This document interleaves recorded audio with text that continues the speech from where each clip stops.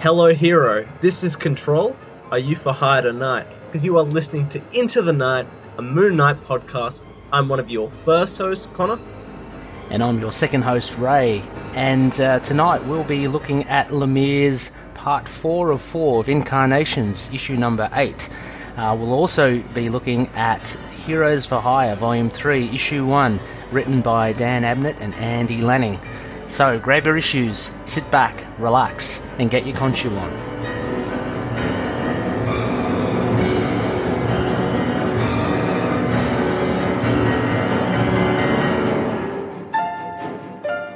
Welcome back, Ray. It's almost like we do this podcast every week. It's been another week, all right, for Moon Knight. We're still in the big lead up to our first issue out on the 5th of November, so it's kind of small goings till then, but we've still got quite a bit to talk about with those two issues coming up for reviews as well.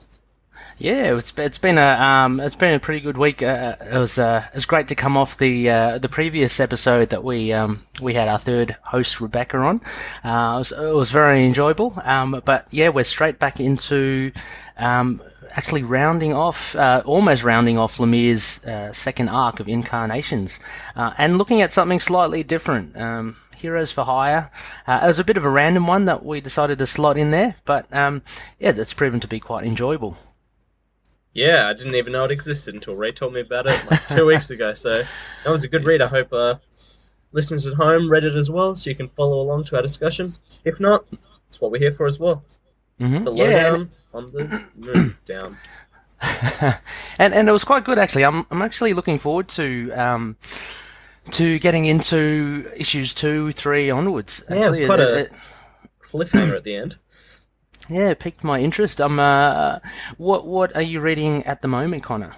Well, I've actually been catching up on my pulls. I've got a few Valiant, I've got Marvel, bit of DC, catching up. But there's also been some really good graphic novels coming out. We've got actually Declan Shalvey's yes. Moon Knight artist. His original written graphic novel Savage Town came out last week. I want to catch up on. That's something big. What about you, Ray? What have you been reading?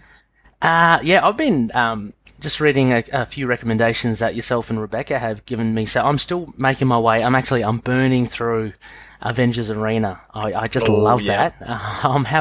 It's one of those titles that I never thought I would have read, but I'm fully invested in it. It's really, really cool. I mean, even the characters are, they're not top tier characters, but they're so interesting. So that's another high recommend. I just finished Spencer and Locke, which is from Action Lab Comics, and I would have to say, oh gosh, it's up there with it being one of the minis of the year. I really do love it. The premise, again, it's based around a mentally unstable protagonist, Locke. So there's a bit of a running theme there, but yeah, and I'm just catching up with the pulls as well. I've been reading a bit on Savage Town. He's been featured, Declan Shalvey, in a digital magazine that you guys have put me on as well, or Rebecca as well, more so, panel by panel. Have you subscribed to that as well, Connor? Yep, I finally got around to doing that. It's really good, isn't it? I unfortunately though with Savage Town, because I do want to read it, they really get into a lot of spoiler territory. So I read the first article, which was with Declan Shalvey and Jimmy Barrett, is it? Barnett? Oh my gosh, I'm terrible with it. But the artist. Yeah, and that was really good. But then the subsequent articles really went into the story. So I've had to set that aside, and I'm keen to pick up Savage Town. I hear it's pretty good. It did get a bit of a mixed review though, didn't it? Yeah. AV Club to a few surprises had a rather negative review, but I think it's been pretty positive overall. But I suppose we can report back next week with our own views, or in the future, depending on when we get around to it. Yeah, and definitely there's the alumni of Declan Shalvey, past Moon Knight artists, so it's always good to see what they do beyond Moon Knight. I was listening to Word Balloon with the interview with Declan Shalvey. Oh, nice. Yeah, and he did mention Moon Knight. So basically in that that anthology series, Choosing Sides, during Civil War II. He wrote like an ongoing story about Nick Fury. And Declan Shalvey mentioned that he did include or use Moon Knight in that series. I don't know if you remember, Connor, but Nick Fury kind of disguises himself as Moon Knight. Ooh. And you see the three versions, I think, of Moon Knight as he kind of fights his way up to the top of the roof. But Declan Shalvey did realistically say, look, I don't know if I ever actually will be on Moon Knight again, but he wanted to kind of give a nod to the fans, saying, look, I may not be on Moon Knight ever, but I'm going to use him in this short story. So I think that was pretty good of Declan Shalvey to do that. Yeah. Actually, speaking of going back to Moon Knight, I actually picked up a lot of Doug Munch's Batman to read, the run with Kelly Jones. I didn't realize he had such a massive tenure. I think it was nearly 100 issues worth of Batman. Yeah, no. Let's see how that goes, see the comparisons. Have you read much of it yet, or? No, I only just bought it, so... okay. Yeah, that'll be very interesting. I mean, as we mentioned last episode as well, Munch's style of writing Moon Knight in that issue that we covered, issue 14 with Stained Glass Scarlet, it seems to predict a lot of how he would write Batman later on. So you'd be very interested to see what you think of the issues that you picked up. Yeah. I'm not actually sure. I'll have to look it up whether he wrote Batman or Moon Knight first. Oh, okay, yeah. Yeah, true. I mean, I'm assuming... I don't know. I'm assuming... I think it was Moon Knight. Was it Moon Knight first? Yeah, well, early 80s. I don't know. The comics that you got there now, which era are they from? The Munch Kelly run started in 1992 and ran for about 40 issues, so yeah. Okay, that's much later. Yeah, because Munch, we know, I guess, the earliest he would have been on Moon Knight would have been early 80, like 1980, right? Oh, yeah, true. So, wow. Unless he did Batman before then, I'm not too sure. Yeah, he may have cut his teeth into writing a bit of Moonlight. Similar to kind of, I think, how Frank Miller kind of wrote Daredevil, and you get that kind of seminal period from Miller defining Daredevil as a very street thug. He actually brought a lot of that across to Batman as well. So I think you can see Daredevil and Moon Knight as actually being influences on how they define Batman as the Dark Knight. Look, I don't follow Batman. I don't know too much about him, but that's my impression. Yeah, actually, I mean, I think it all goes. But yeah, we kind of Moon Knight, Munch run came first. We'll have that up our sleeve for now. Yeah, definitely. Right, so why don't we get cracking on to some news? Once again, a bit of a light week, but we do have a bit of a cheeky Bemis talk and then a cover reveal. So first up was a interview with Alt Press. Was it their interview or just sort of on the side? I think it might be actually theirs. Yeah, it was Alt Press TV. So yeah, that was definitely from them. In it he was talking about. It's mostly about his band Say Anything, but he was talking about writing Moon Knight, and that he says Moon Knight, which is one of my favorite characters that I'm getting to write, but I'm sure I'll put out some original ones that I come up with. I'm having a lot of fun working with Marvel. We got a sort of a what was it? A headline saying it was confirmed he was writing another title or something, but yeah, it was another one of those instances of something kind of blown out of proportion. I think I did a scan for Moon Knight news, and that's what I pulled it up on, and then I listened to it's about a 6.5 minute interview. It's Max Bemis at Riot Fest. Wherever that is, it's a music festival, and 99% of it was just about the music, and then there was just a throwaway comment. So he's definitely, he admits himself as a fan of Moon Knight, so that's good, but it really didn't give us much other than him name dropping Moon Knight, I think. And he did mention, I may be working on other titles, with original characters later on, but at the moment he's happy working on Moon Knight. So. Again, we can speculate, but I don't know whether that's, if there's something behind that or it's just a throwaway. We'll have to see. Also, congratulations to Max Bemis and his wife. They're having a new baby in April. I think they said. Yeah, a boy. Yeah. Yeah, I saw that actually. I follow him on Twitter, and I saw a whole string of tweets, and I was like, "What's all this?" And you kind of track it back, and so expecting number 3, which is pretty cool. That will keep him busy as well as writing Midnight, I guess. and producing music. I'm not sure. He's kind of a superstar with how much he's doing, actually. Yeah, it's really impressive. Out. I wonder if he gets any sleep. Yeah, because I think they're releasing a new album soon, so they must have been in the studios, working away at it.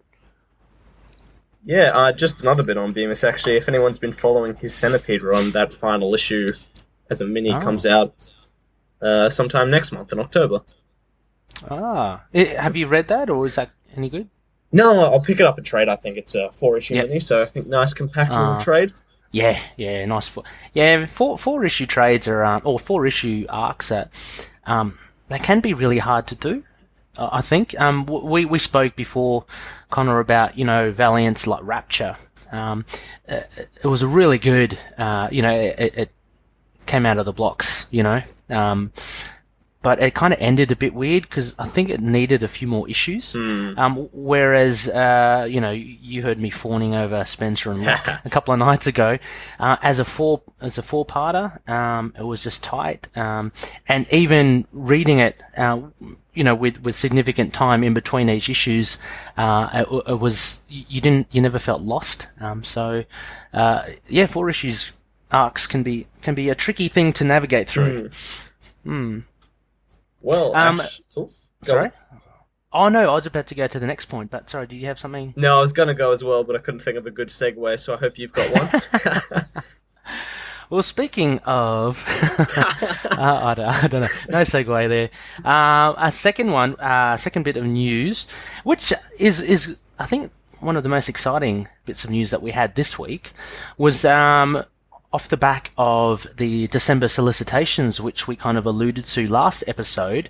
We got an official reveal of Moon Knight issue 190, the cover art. Yeah, featured a Moon Knight being on top of a building skyscraper as the sun god Horus is bearing down on him with fiery swords. Moon Knight using his truncheons to protect himself. Yeah, and what are your first impressions of this image, Connor?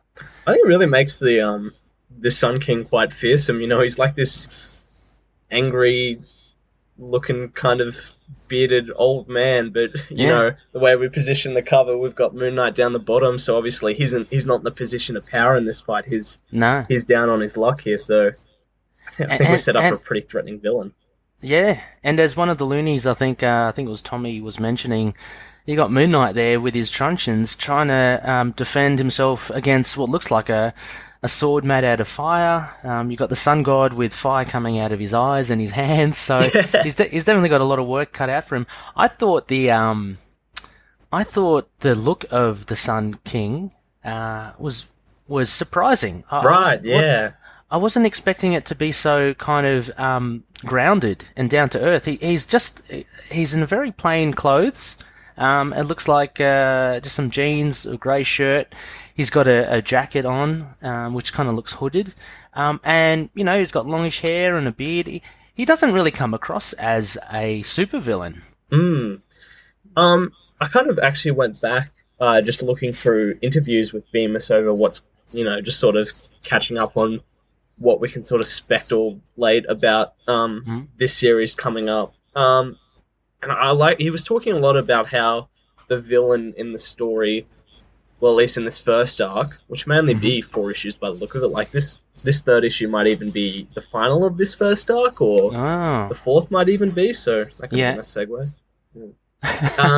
And he was talking about, this sort of dynamic and sort of thematic battle going on with this physical battle is that Moon Knight's sort of creativity and insanity and almost anarchy, and this villain, all the villains will be sort of very sterile, trying to clean what he's talked about seeing in the world, uniformity. I think this costume sort of reflects that. It's this real washed out, almost hospital robe looking colours, very plain, very basic, outside of a scraggly beard and semi-long hair.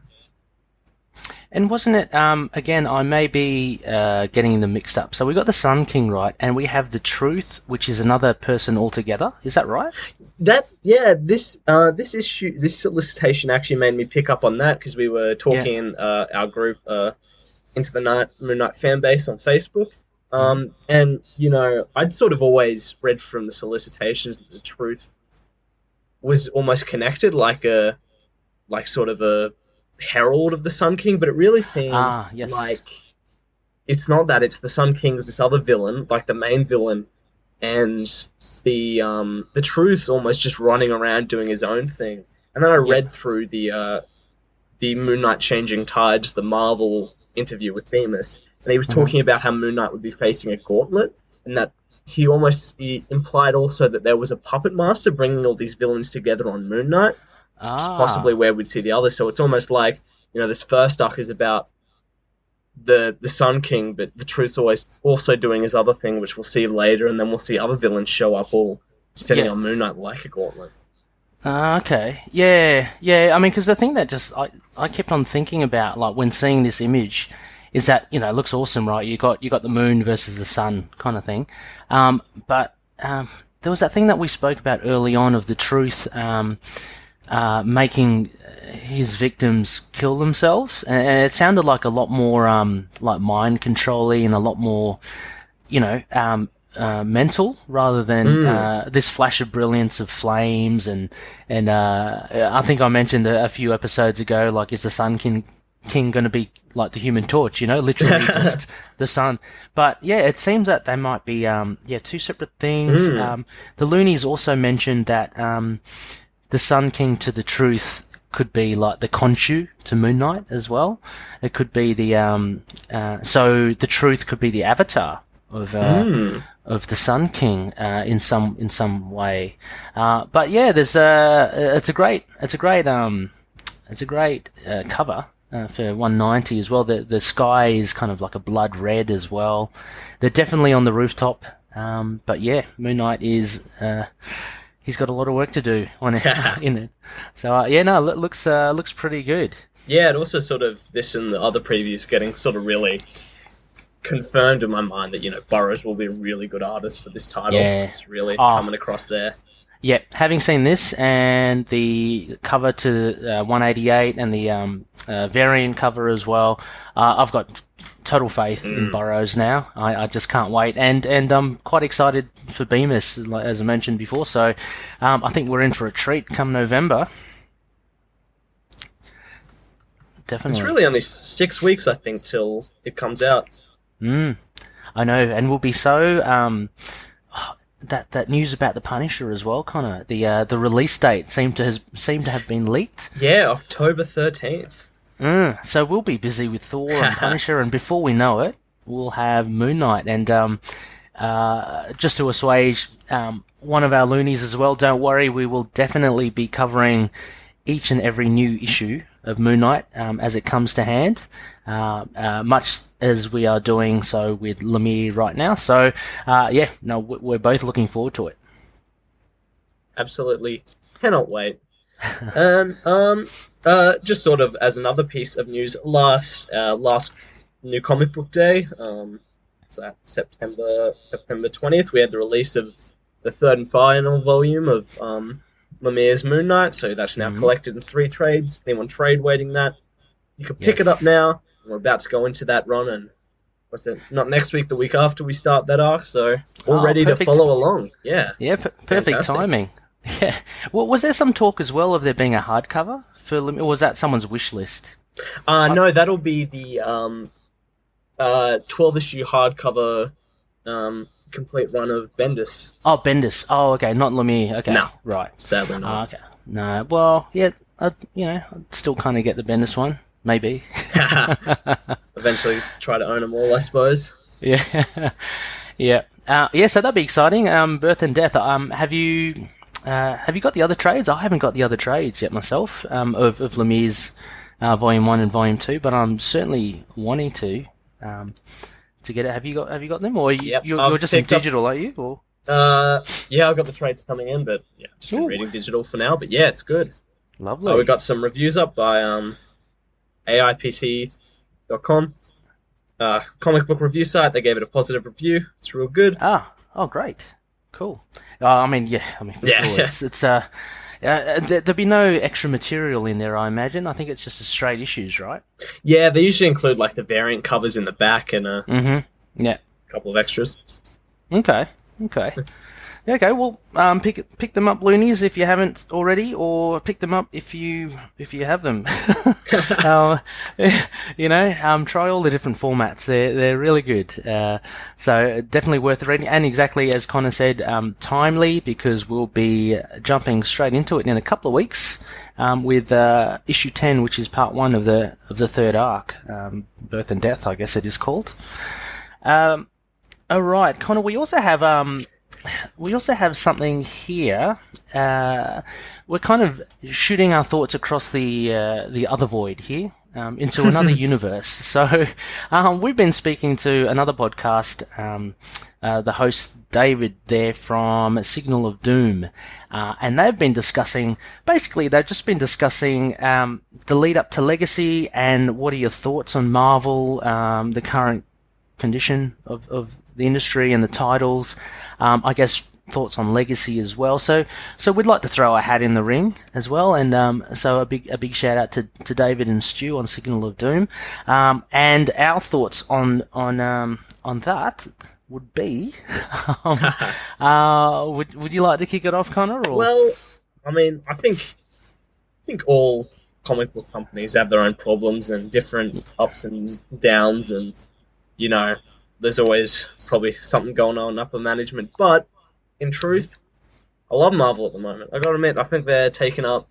They have a pretty massive pull list. I gotta cut down at like 20, 30 titles. It's killing my wallet at the moment. But I think 9 or 10. 1/3 of my pull list is Marvel. I'm really loving the Inhumans comics to the best they've ever been. You got Black Bolt, Royals by Al Ewing.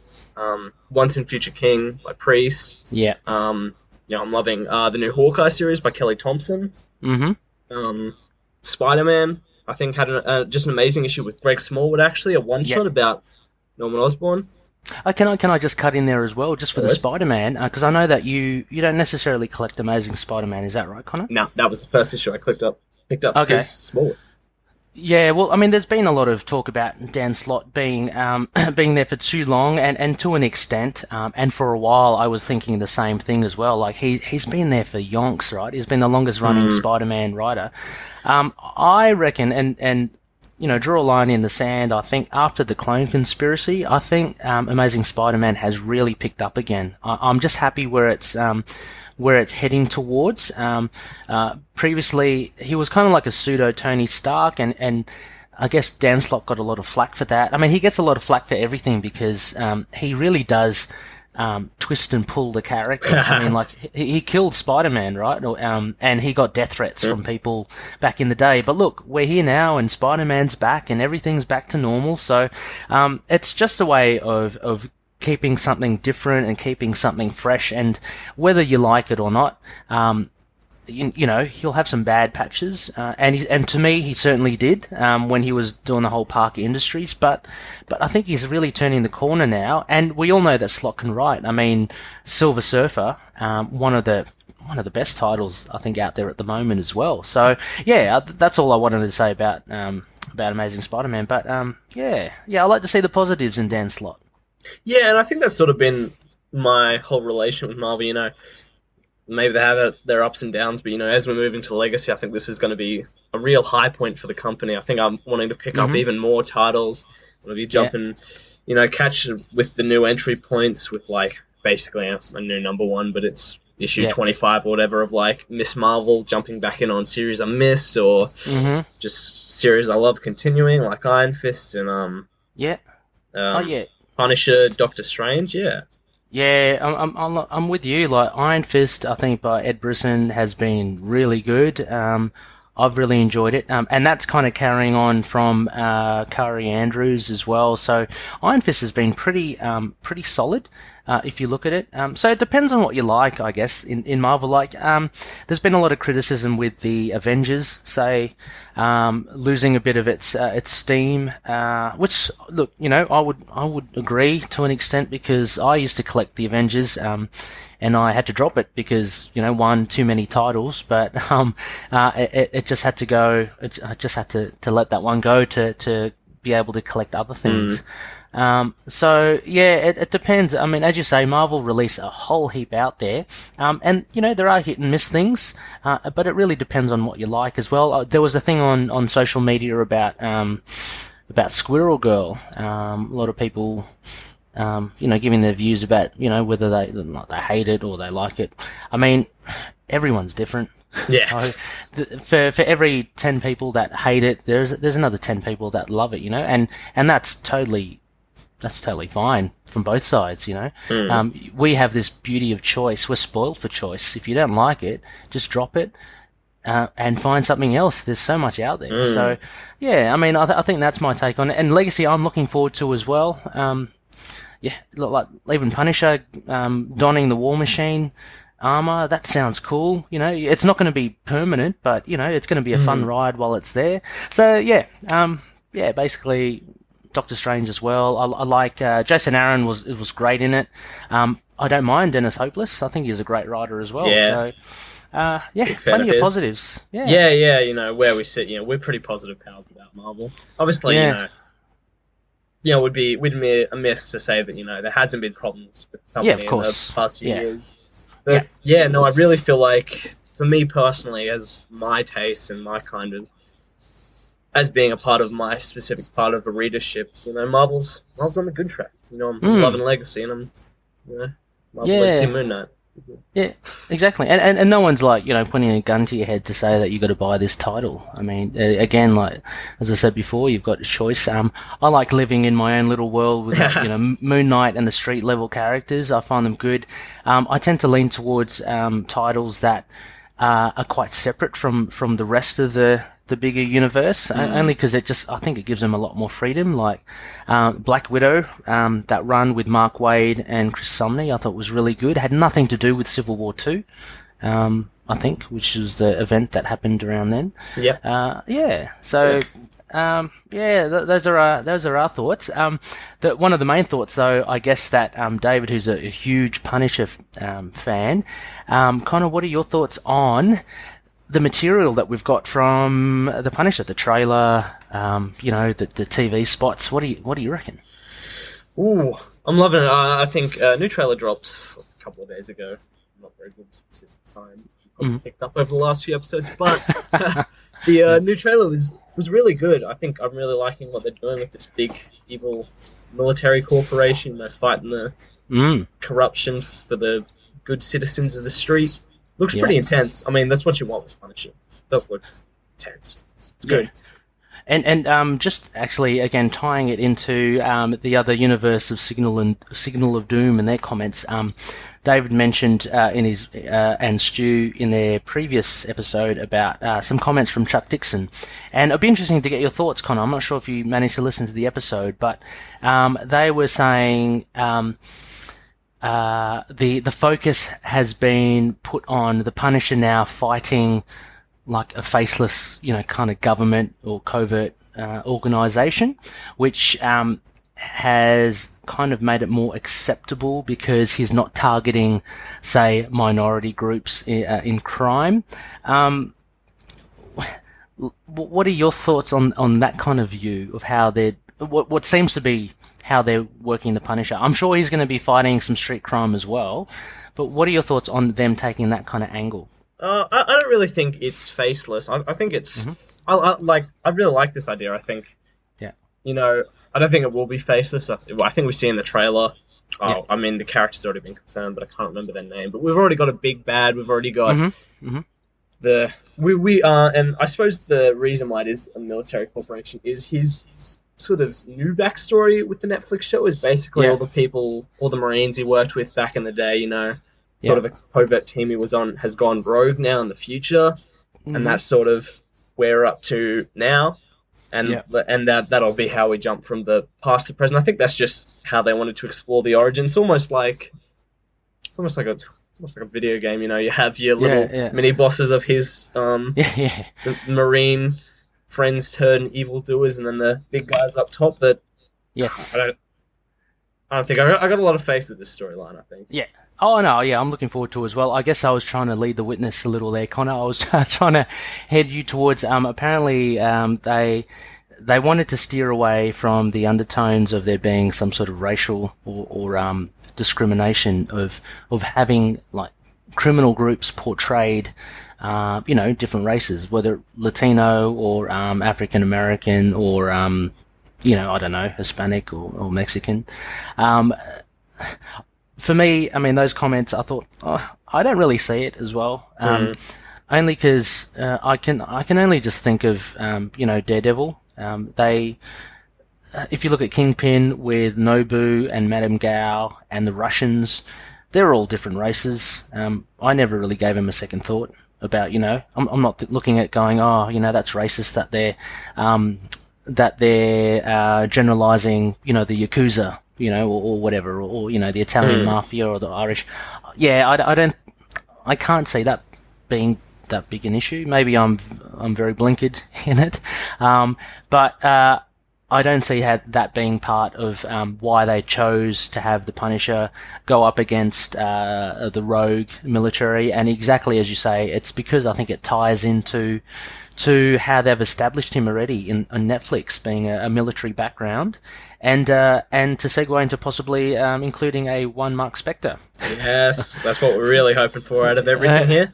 Yeah, that's what I'm kind of waiting for. So yeah, I mean, we are speaking from a position of privilege. We are the white people of the world looking at this, but I think, I think we've done. I think the whole crime genre has done really well over years. I mean, ever since sort of The Wire hit the streets, we sort of saw the whole sort of crime genre which Punisher fits into, changing the way we look at minorities and crime. And I don't think the people at Netflix Studios, which I think we've seen have been pretty cool with political identity and shows like Luke Cage. We are sort of seeing that their writing team there are very sort of inclusive and open with everything. And I don't think that's really a concern. Yeah, but it was a great discussion on the Signal of Doom. Definitely check out that episode. The latest one. Exactly. A shout out to the show. So for anyone wanting a more overarching view of comics in general, check out Signal of Doom. It's a pretty fun podcast. We are more focused on Moon Knight, and we have kind of veered away from it a little. Look, we're just excited about the Punisher and what he might bring. So remember that Marvel employee said that another Marvel character will appear in the Punisher. So we still don't know who. Quite exciting. Yeah, if that drops October 13, please be on the lookout for any cabs and mustache wearing. Well, I had a little fantasy of there's that little bit in the trailer. I'm sure it's Frank, but there's that guy strung up, and they're beating up on him. I really double taked. So I was kind of like looking, saying, "Is that Frank? Or if it isn't Frank, could that be Mark?" You just don't know. He better be there, though. I mean, if he isn't, I suppose no hard feelings. Marvel, Netflix, but please, for us, we're here to love the Moon Knight. That's it. And speaking of loving the Moon Knight,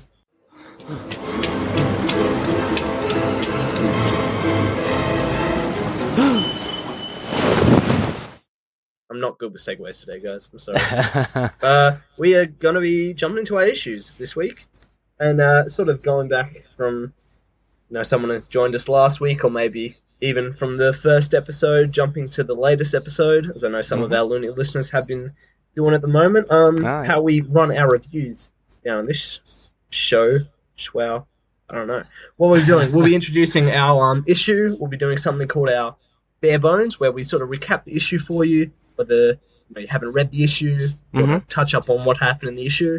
And then we have four main aspects where, like the four main aspects of Khonshu, we're talking about our four favorite or biggest discussion points from the issue. A nice little discussion over, and then we give our Crescent Dart rating out of 5 Crescent Darts, which we have known to break the mold with, but that's what they're there for. Exactly. Sometimes it's so hard to choose between the issues, right? So you have to. How about Connor? How about you kick off with Lumire's stuff? Moon Knight, Volume 8, Issue 8, Incarnations, Part 3 or 4. We're nearly at the end of this amazing arc. Released on the 2nd November 2016. This was written by Jeff Lemire, drawn by Wilfredo Torres, Francesco Francavilla, James Stocco, Greg Smallwood, pencils. Oh, they're pencilers. Yep. With colours by Belair, Stocco, Francavilla, and Michael Garland. Michael Garland working with Fredo Torres, Jordi Belair on the Greg Smallwood, and Francesco Francavilla and James Stocco colouring their own art. Lettered by Corey Petit, a mammoth issue to do this one, and covered by Greg Smallwood, so jumping back from just 2 artists last week to the full cabaret. Yeah. And for our bare bones, Jake Lockley finds himself arrested and questioned over the murders at Gina's Diner. The familiar faces of Billy and Bobby, who in this reality are police officers, try and get a confession out of Jake, but are interrupted by Detective Emmett. She questions Jake over his illness and the costume she finds in the back of his cab. Then, without warning, reality shift once again, and it appears as if they are part of a Stephen Grant film.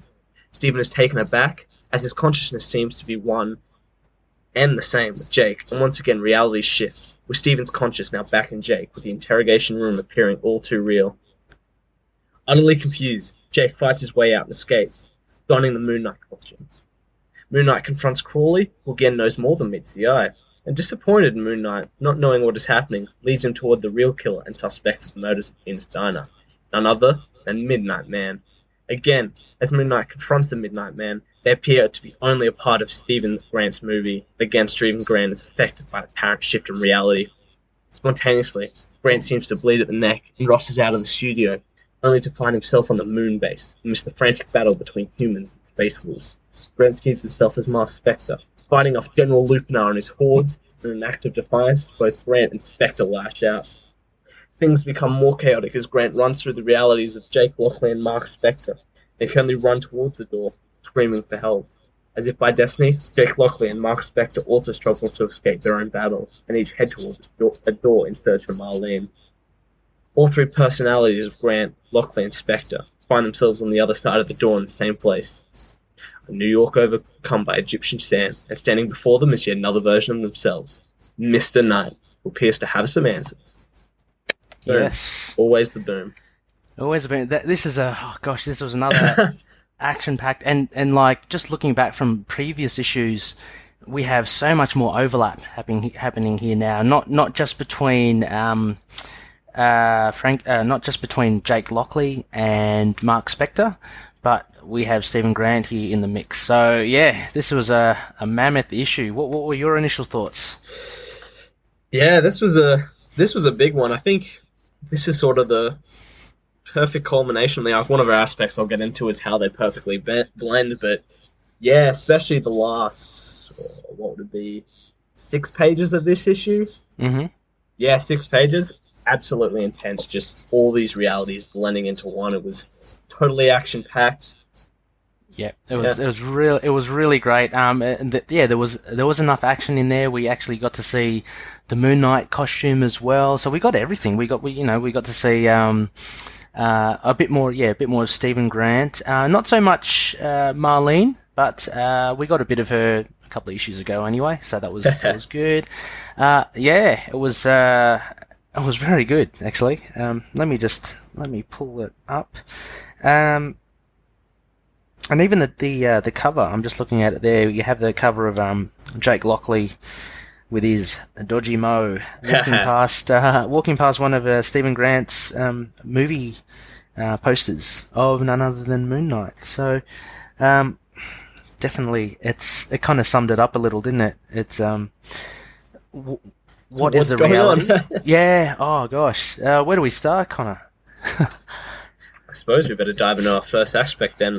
Which, Well, like the two issues before, the first issue of this arc with Torres and the second with Stoko, this is Mm-hmm. really Frank Avir's issue. He takes up the bulk of it. You know, Mm-hmm. 60-70% of this issue is dedicated to his art, down the dirty streets, the cop precinct being interrogated before putting on the suit and finding Yes. Crawley and Midnight Man. This was all him. So what do you think of his art, Ray? I This think it's issue good. specifically. I think it was great. I'm looking at it. The opening scenes with Jake Lockley in the interrogation room. I think with Frank Avila, one of his strengths is obviously color, but obviously how he uses light, and the use of color with the light. So you have him with he basically uses a really limited, looks like a limited palette. He's got blues, yellows, and then he has like the pinks and the reds, right? And with this interrogation room, he uses it so well, the use of yellow against the blue, to have first mark under the lamp, the pendant light, but then you have this light from outside the interrogation room which comes across, and yeah, it was really good. Like when Emmett first comes in, she's all black because the light's behind her, and you see Billy or Bobby having a look at her. But yeah, really, really good. And comments from the previous issue about, I think I mentioned before how adjacent to Stokoe's art, I thought Francovilla's work kind of lost out a little. It seemed a bit simplified. I think here it isn't. I mean, like there's a lot more detail than what you seem to get from the previous issue. Yeah, and I think that was my biggest takeaway from this. You already covered the incredible light and color, but having sort of the bulk of this issue to dedicate to himself, I think it really shows off a lot of what was so good in the first issue of this arc was his facial expressions. Yeah. Being able to dedicate it, 5 pages at the time, one after another. You can just pull all these panels that just focus on like Emmett's face or Jake Lockley's scared face in the interrogation. And my probably favorite scene with Crawley and Moon Knight is it's just 4 vertical panels down the page, jumping and closing up before moving to the next page of a big realization, and the way that works with color. Just perfect. And an interesting Moon Knight suit. I think he's got a real distinct look with that. It's very kind of stylized. It's not as, say, fearsome as your Houston or your David Finch Moon Knight. It's a lot more stylized, which kind of goes with Frank Avila's art. I agree with you, Connor. Yeah, that those 4 panels with Crawley, really cool. Frank Avila's got a very recurring theme of focusing in on the eyes. So not only is it the face, but he really likes, I think, trying to tell a story through the eyes.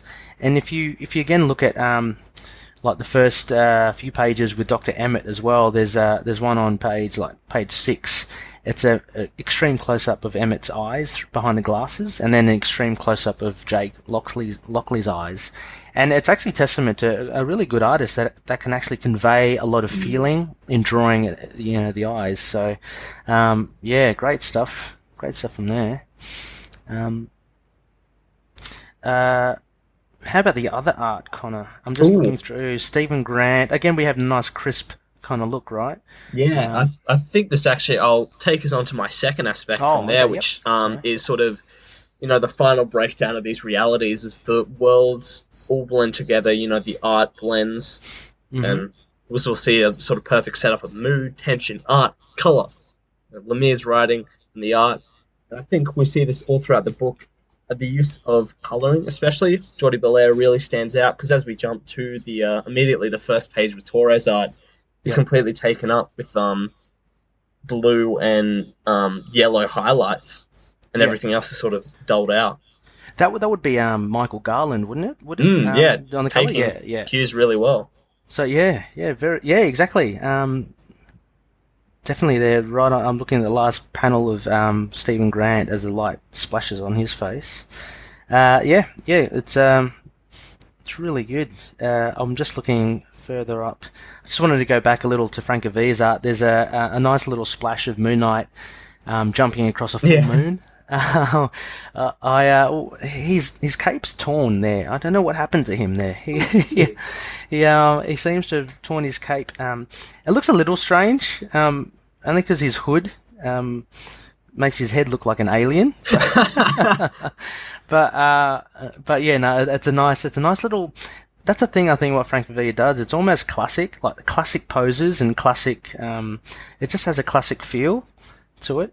Yeah, actually, give a shout out to another book he did.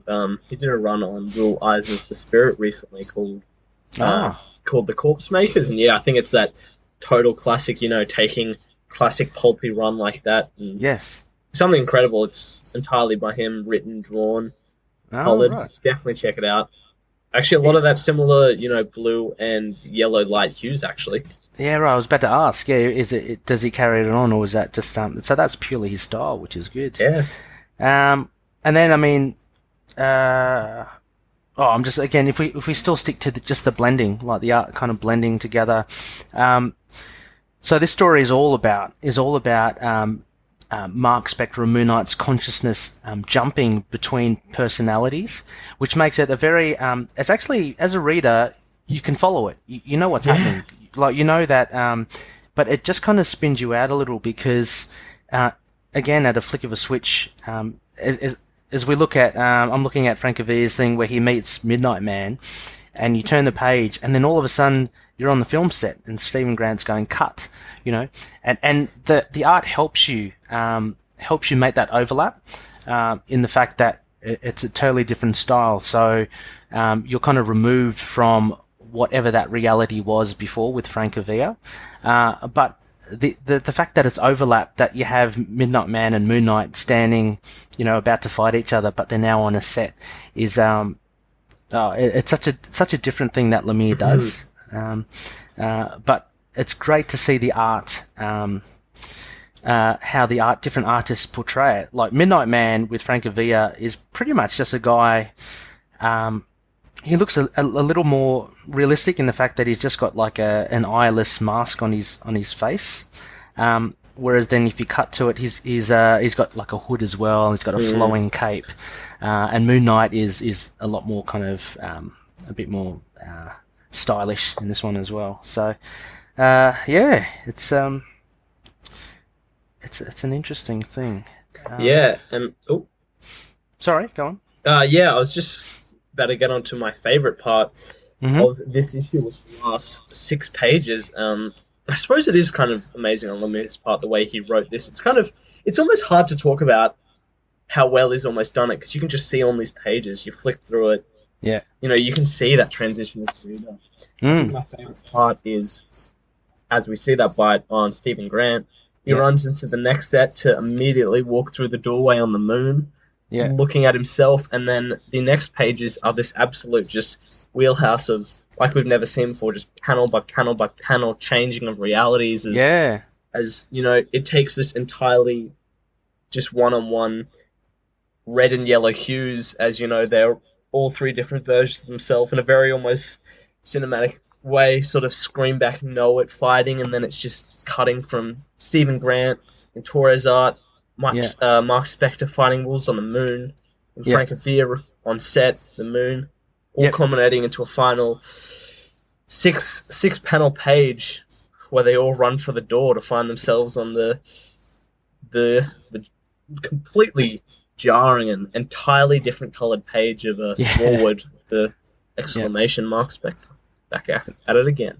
And there's just something, I don't know if you had that sense of, there's a sense of comfort when you return to Smallwood's art, going, we're back at this, like, such a clean and such a beautiful way of drawing.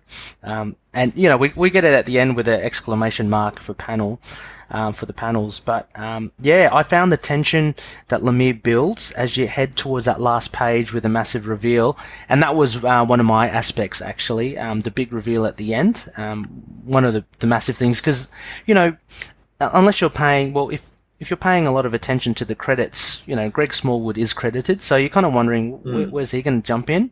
But you do kind of forget it because there's so much happening, and then all of a sudden at the end he's got the whole page, and it kind of just it kind of rounds up things together. It doesn't explain everything, but you get a sense that the Moon Knight's heading towards a resolution, or he's heading towards something now. Like, we're on the right track to get some answers. But I found just in the lead up to that, as you were mentioning, Connor, just the second last page with the 6 panels, I found the tension building was really good, because you have Stephen Grant running, obviously, so he's scared of something, but you have Mark Spector and Jake Lockley in battle against different enemies, but you have them heading towards the door. So there is a tension that builds in there, and I think that's a really exciting thing. Like, and it kicks off with, as you say, about 6 pages back, when Stephen Grant gets a bloodied neck. So when you read this, Connor, so to me, Stephen Grant's neck just starts bleeding randomly. Is that? Yeah. It doesn't look like it's sort of been sustained. It just sort of pops up. Yeah, because Marlene's got this look of horror on her face, and I think she's seeing some blood come out of his neck. And this is that surreal bit that's so cool, because we know Mark Spector on the moon got bitten. We remember that from the issue, and Stephen Grant's bearing the wounds from it. And then as he stumbles out, we go into the magnificent Stoko art. So yeah, it's a really fun ride. One of the other aspects, I guess, the last one would be, I just questioned Stephen Grant's reality. I was wondering I'm still questioning what is the real deal here, because everything seems to come back to Stephen Grant being on set. So, well, at least from the Jake Lockley perspective. So when we started the issue, Jake Lockley's in the interrogation room, but it all of a sudden cuts to being on a film set, and it seems that Jake Lockley's story is part of a film. And then again, it happens when Moon Knight tracks down the Midnight Man, which we again assume is real again, but again we're brought back to the set with Stephen Grant. So definitely Stephen Grant is kind of like an anchor, and I guess that kind of ties in with the end of the first arc, where Mark Spector wakes up as Stephen Grant. So I think we're meant to see that as the home base, but all of that is turned upon its head on the last page. So yeah, I suppose that was sort of my biggest thing with reading it the first time and then reading it again. You're right. I think you do just sort of assume from the end of the first arc that Stephen Grant's reality is the real one. I think what this issue was so effective in, tension and shock value is, no matter how many times we've shifted, we've almost felt safer in Grant's reality, because, there's no immediate danger. Yeah, true. He's just on set. And then when he starts bleeding and running, it's almost like, you realize that your home's destroyed, or that there never was a home. Yeah. It's just this break of safety, which leads into that tension-packed finale of Stephen Grant running through the realities until he runs with the final two to the Smallwood, the Sandy Pyramid, which, sort of brought me back to that was the real reality. Yeah, and if we look at the last part of that first arc, that kind of insinuated to us that reality was not a reality. Yeah. Because he jumps off the pyramid to get away from Khonshu, because this whole Egyptian / New York is a construct of Seth and or Khonshu, and Mark exposes Khonshu's true intentions of trying to possess Mark, and then he just jumps and he disappears. So, having said that, when these guys come through the door and we're back in here, maybe it's something that Crawley did say and has been saying to Mark or Jake all along, how disappointed he was that Mark hasn't figured it out yet, how he's kind of going back to his old ways. And this certainly is it, because he's back again to this Egyptian New York. So, yeah, words of wisdom, I think, from Crawley. Yeah, Savior once again is, time he saved them in that Iron Man issue. Yeah, and I think that final dot of the exclamation mark is very much sort of, the culmination with the finale of the next issue of the we need to talk, Crawley finally got through. Mark finally knows what he's doing. Or Mr. Knight here. Not even Mark, I think. No, you're right. I think that's really, yeah, that's true. I think maybe this Mark or Mr. Knight that we see is finally a realization of what Crawley was all about, on about all along. Selling his soul to try to get Mark to break this cycle. Well, I guess we'll just have to see in the last issue coming up. Yeah, no, it's a I cannot wait. it's a mind bender. My gosh, it's quite difficult to to describe. Like putting it in words. Like we're discussing it now. So look, Loonies, I urge you, if you do have the issues with you, just open them up while we go through this, because it's Lemire's writing it's so, he does bounce through so many ideas, and it certainly captures it in the artwork and stuff. But trying to describe it now, if someone, I don't know, had no idea about Moon Knight, it would be pretty difficult to follow just through words. But anyway, that's it. Yeah. So, shall we head off to the Crescent Dart ratings, of course. Yeah, I mean, I've been thinking about it. It's such a weird issue to not only put into words but also rate as almost this culmination, but not quite the finale.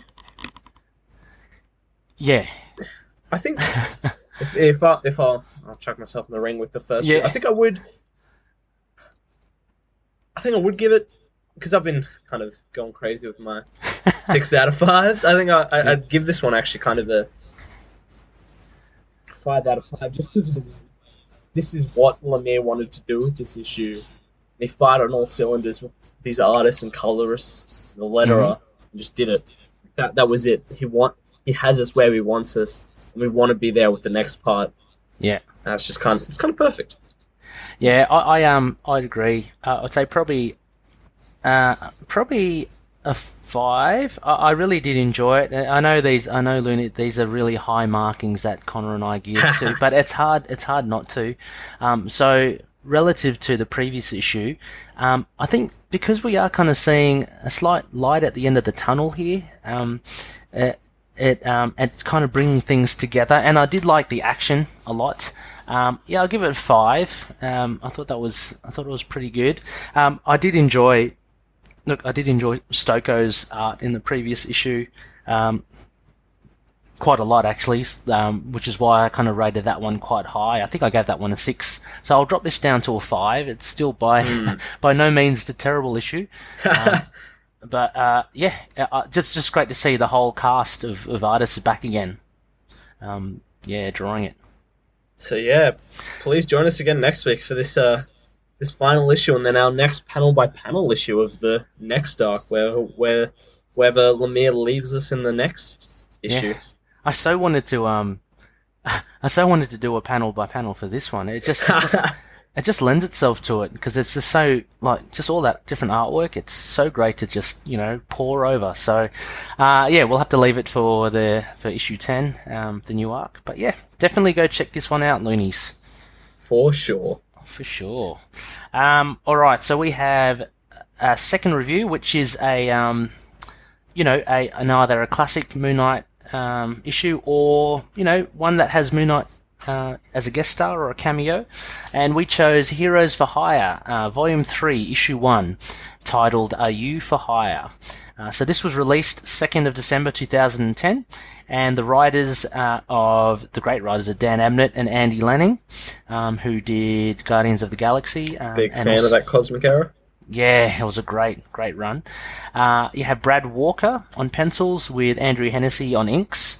You have Joe Caramagna on lettering, and you have J. David Ramos on colours, and we have Bill Roseman as editor and Joe Quesada as editor-in-chief. So, for this very different issue, for the bare bones, we have Misty Knight controls the operation to take down a narcotics ring involving a new Atlantean drug called Hook. She utters the words, "Hello, hero. This is Control. Are you for hire tonight?" And her operatives respond. The Falcon as the locator, and Black Widow as the muscle to stop a shipment. also Moon Knight to hit the location of where the shipment was headed.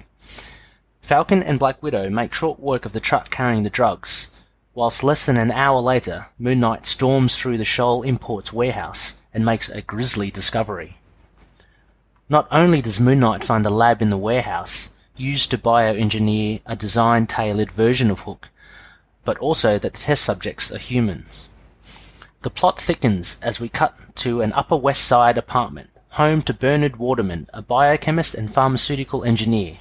He appears to have been dealing to both sides, distributing the Atlantean Hook to humans, then using addicted humans to create another drug for Atlanteans.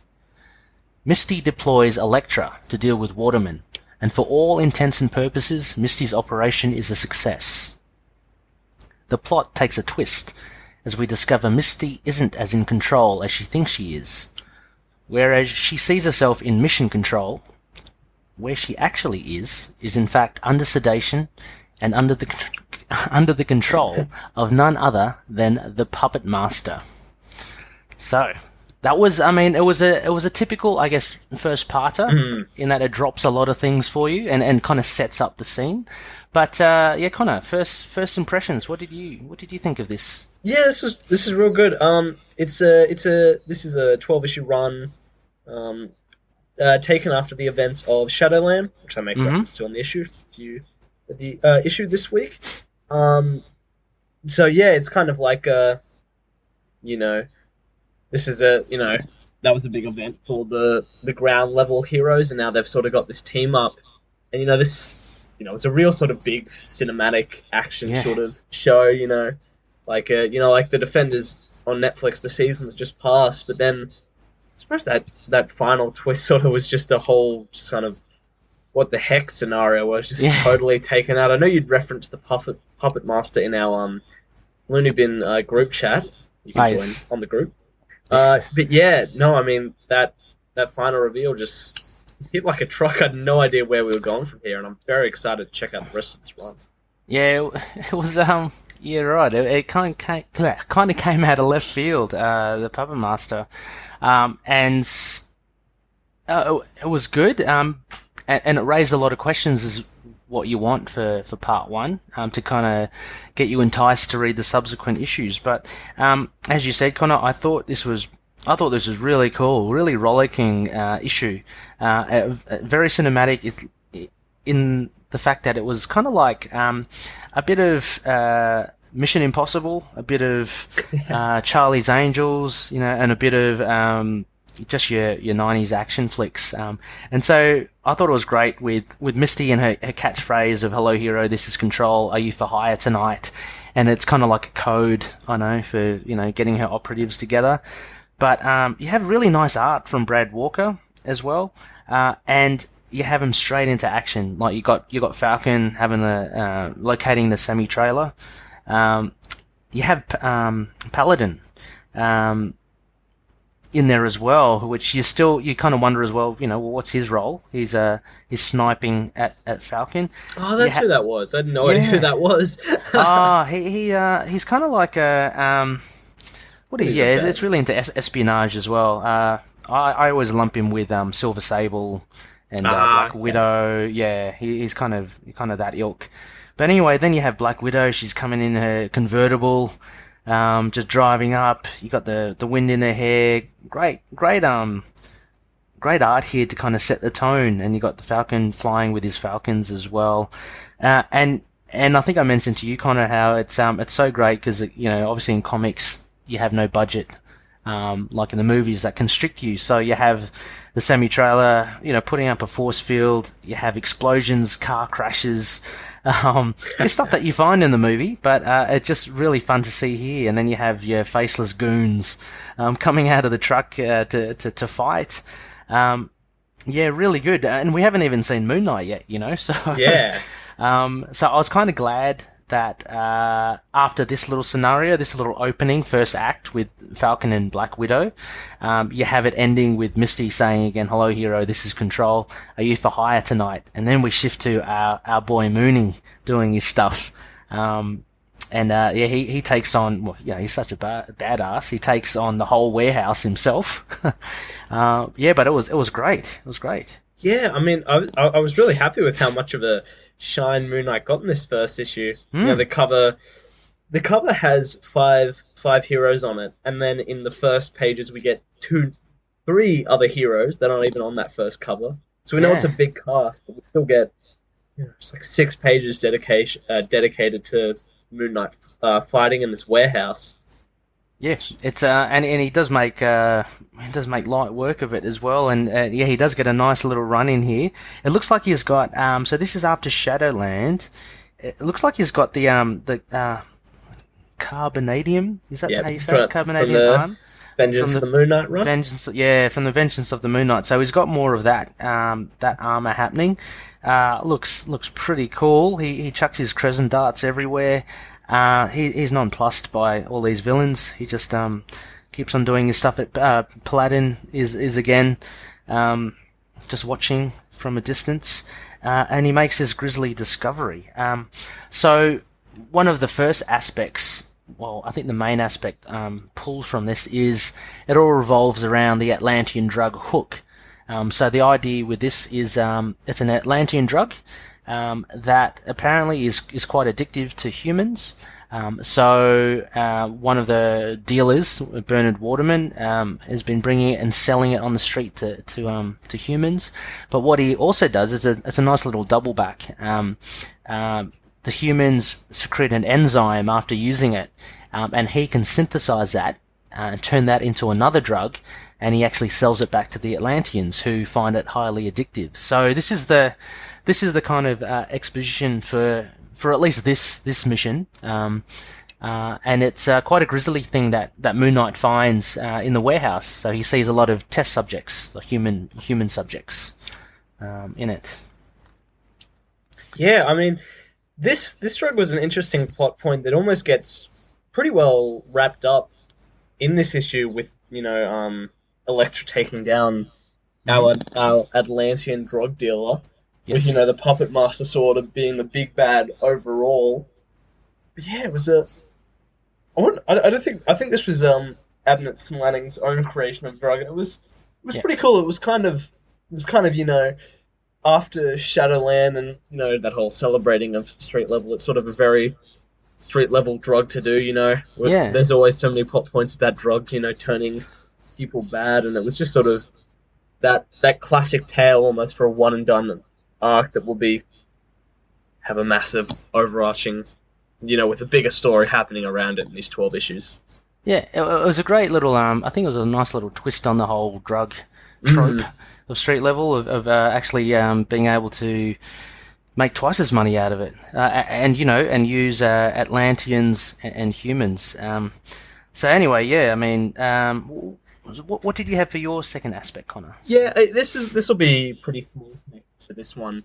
I think I just love going from Shadowland to this. It really just does sort of it celebrates the world of street heroes. This is a real sort of classic 90s action tale where almost these guys got a bigger light than when they were first introduced back in the 70s and 80s. So this is sort of just a real sort of fun, just action-packed take on that. It's all about drugs, gangs, crime lords, those classic tales. And, I mean, taking from the cover and the cover of the next issue, the first opening with Falcon and Black Widow, they may not even be in the rest of this run. It sort of seems very just sort of the Punisher, Ghost Rider, Iron Fist. Yeah. Just, I mean, like you said before, this is your bread and butter. This is your favorite, and it's a big favorite of mine. I think it just gets it right. It's a big cinematic tale, but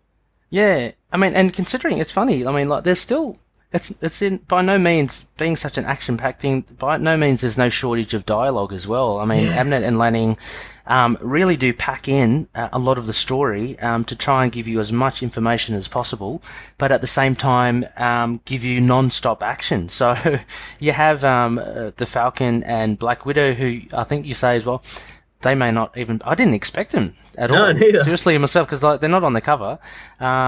Just to maybe one and done, just to kind of go in, do their stuff, go out. You have Moon Knight literally in his third of the book. He's just fighting the whole way, But at the same time, you get an explanation about what's happening. So, Abnett and Lanning do a really good job here. I'm casting my mind back to a lot of the Guardians of the Galaxy as well. It was very text heavy as well, but I think with and that in a good way. I don't mean that in a terrible way. But I think with these characters that they get to play with, there's a lot more scope for just down action. So you get it all here. Like you see Moon Knight with his crescent darts. You see him being shot at, onto his armor. You see his glowing eyes and jumping on people's heads, and it's just really non-stop. And it's funny that last thing where you see Elektra tackle the Atlantean guy, whose real name is Kurod Orman. You don't even see her fight. Like, she just gets started, and then with a big splash page, and then that's it. But there's just so much action in this. It's really fun to read, and for me, it kind of flew by. I'm not sure about you, Connor, as well. But, the amount of it never feels like exposition just because it moves so fast. Yeah, and then the other aspect I had was basically the reveal at the end. So many questions with this, Connor. I don't know. Like, for instance, okay, so Misty is being drugged, or she's unconscious in the control of the Puppet Master. So Black Widow, Falcon, Moon Knight, Elektra, did that really happen? What are your thoughts? Or is that part of her? Yeah. I think you see in the back, Puppet Master's got all those lifelike puppets with his massive, oversized, gross head. It seems like almost he's connected to a puppet. The Puppet Master's controlling. Right. That is talking to them. Okay. Because I'm not too familiar with the Puppet Master. Neither. I'm assuming he obviously controls people, but I don't know whether, as you say, there's a puppet of Misty somewhere, that he's control. I don't know. It's a strange one, and he's a bit freaky, isn't he? Like, when you got those paint on eyebrows, you kind of look a bit weird. What was you had an aspect there, Connor, as well? Yes, the most important part, and the reason why this podcast exists. Let's talk about Moon Knight here. Exactly. And the fact we talk about so much, talking about it in the group, people just don't get Moon Knight right in teams. Just not a lot of the time. But this, I think it was perfect. Moon Knight was real straight face. He walks into a thing where children are basically being harvested and paralyzed, and his response is just kind of, I was speechless for a bit. It was real sort of that Moon Knight character, and I like it, he's not this big team player. He's working with them because it helps him out as well. Yeah. Sorry. You good?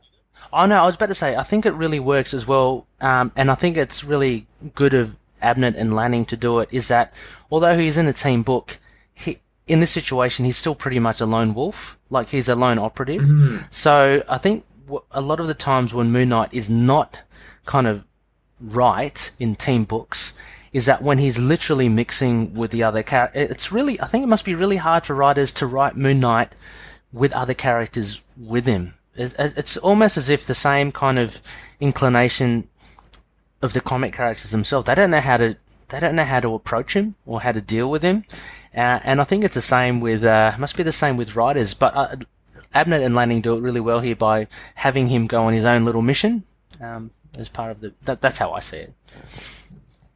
Yeah, and I think I love that Abnett and Lanning obviously are fans of this character, because, the first bit of this issue is, Black Widow and Falcon taking out these goons, and they don't really say anything, they just kind of get beat up, but they really put emphasis on the fact that Moon Knight is scary. He's the one being shot up without a care, and we see the goons react. One he speaks and says, "Oh God," and is actually scared, like the original I wear white, so they see me coming and they're so scared they couldn't even shoot the moon.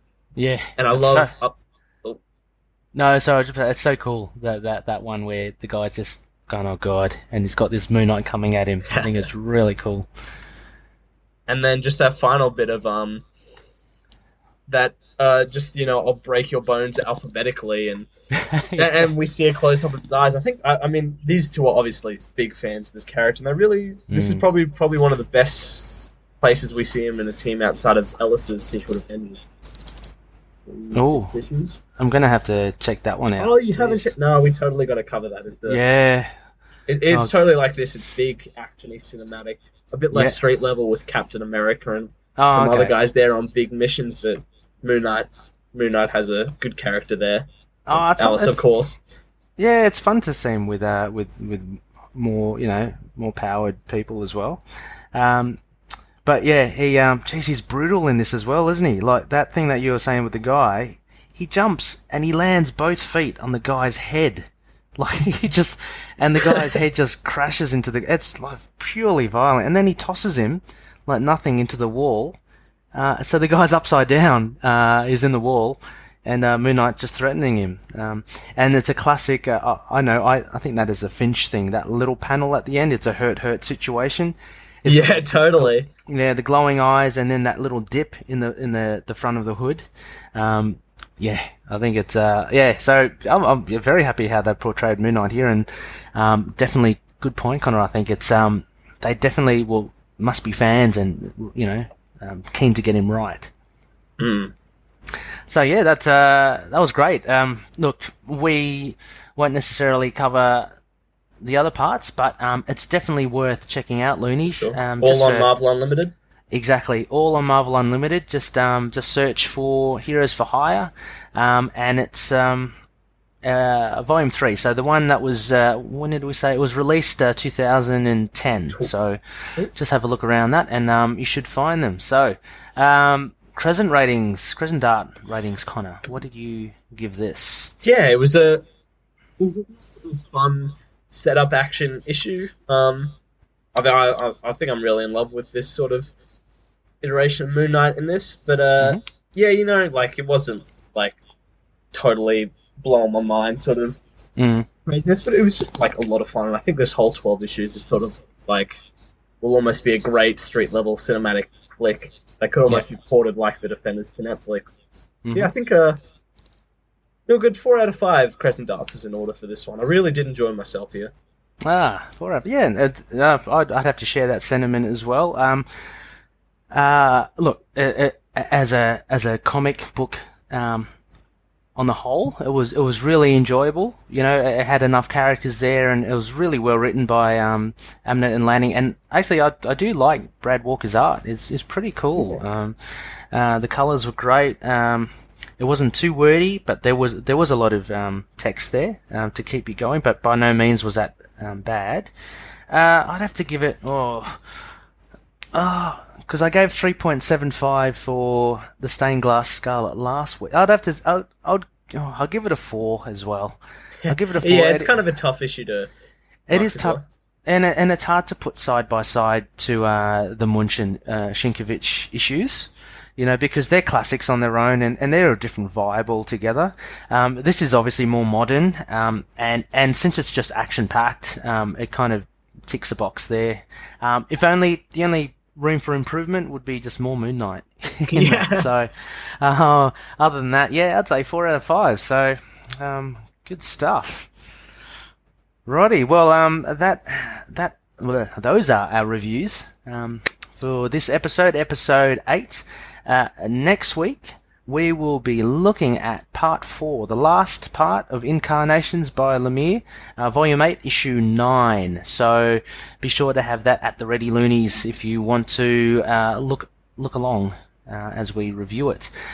Also, we have something, Connor. You have your you have your wish here. This should be a ripper. Yes. Moon Knight Volume 1, Issue 24. 10 issues have passed since we saw Stained Glass Scarlet, and this is it's titled Scarlet in Moonlight. So this is a return of Stained Glass Scarlet in the Munch run. So we reviewed issue 14, and this is 24. So a lot's happened to Moon Knight between then, but it's also turned Stained Glass Scarlet a bit more loopy. So join us for those two. Finally get to rave about Sinkovich's art here, which goes to a whole nother level. Yeah, I can't wait to get into that. It should be good. As for where you can find us, as usual, Loonies, look, we're on email, moonnightpodcast@gmail.com. Check us out on our website, intothenightpodcast.wordpress.com. We're on Facebook. Just look for Into the Night with a K. I'm sure you'll find us. We both have a page and a group. Our group, facebook.com/group/Into the Night, is where we chat with a lot of our dedicated Looney fans. Like we're Loonies as well, not our fans, Moon Knight's fans. And on Twitter as well, ITK Moon Knight. We're also on Instagram, Tumblr, YouTube. You know, Connor as well. Instagram is kind of glad we're on that. It's rollicking. It's a hotspot. It's great. Yeah, I think we're up to like 76 followers already, which is, it's still early days, but every day I check it and there's a whole heap of likes and follows. So appreciate that. And please check out this podcast if you haven't already. I don't know how that works because you'd be listening to this to hear that. So, yep. Also, we're on all good podcast catchers, so whatever your podcast poison is, just search for us, and I'm sure we'll be there. So, Connor, that's another episode in the bag. Yeah, thank you guys for coming along. It's almost like it's interesting episode. It's almost like the Heroes for Hires episode of this podcast. We've always got plenty of Moon Knight talk, but we've got a bit of some extras there. Yeah, I mean, we ventured out. I mean, some of those issues that we will review will be only like Moon Knight cameos, so it is good to kind of, poke our heads out and see what else is out there, but rest assured, we will be focusing on Moon Knight, so anything, it will be related to Moon Knight in some capacity, so don't you worry. Okay, well, without further ado, I guess I'll say catch you next time, and may Khonshu watch over the denizens of the night. Thanks, guys. Bye. See ya. Moon Knight and affiliated characters, stories and events are properties of Marvel Characters Incorporated. Materials used and discussed within the podcast are intended for critique and review purposes only under the fair dealing concept of the current Copyright Act. The views, information or opinions expressed during the podcast are solely those of the individuals involved and do not necessarily represent those of the copyright owners.